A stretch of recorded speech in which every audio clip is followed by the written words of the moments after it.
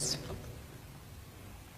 One thing that keeps me puzzled, despite having studied finance and economics at the world's best universities, the following question remains unanswered.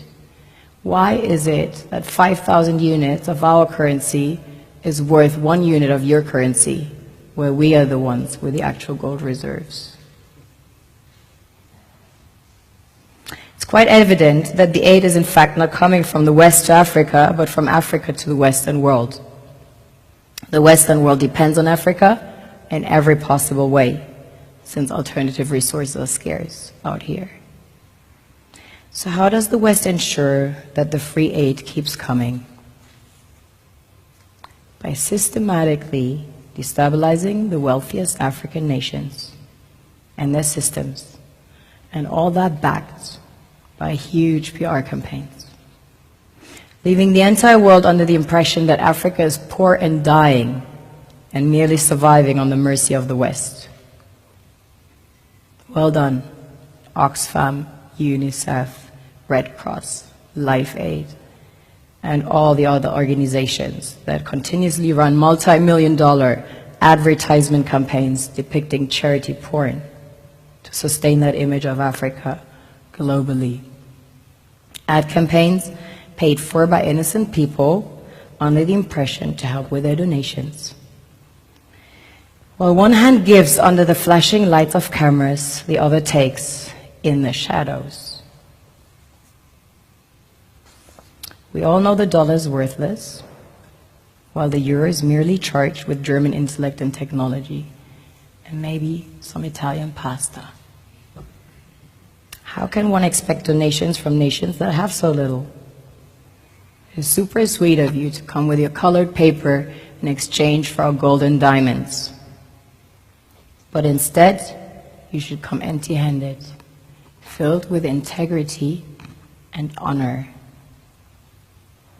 We want to share with you our wealth and invite you to share with us. The perception is that a healthy and striving Africa would not disperse its resources as freely and cheaply, which is logical. Of course, it would instead sell its resources at world market prices, which in turn would destabilize and weaken Western economies, established on the post-colonial free meal system.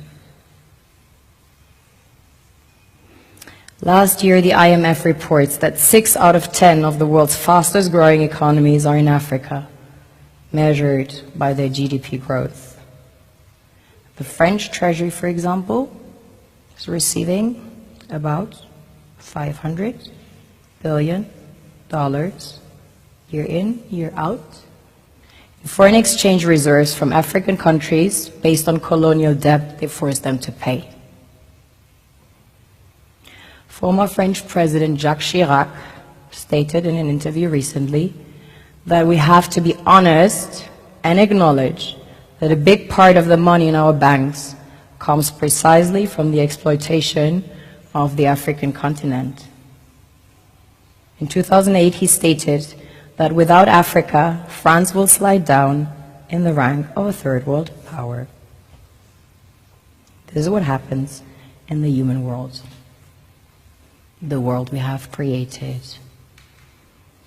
Have you ever wondered how things work in nature? One would assume that in evolution the fittest survives. However, in nature, any species that is overhunting, overexploiting the resources they depend on as nourishment, natural selection would sooner or later take the predator out, because it offsets the balance.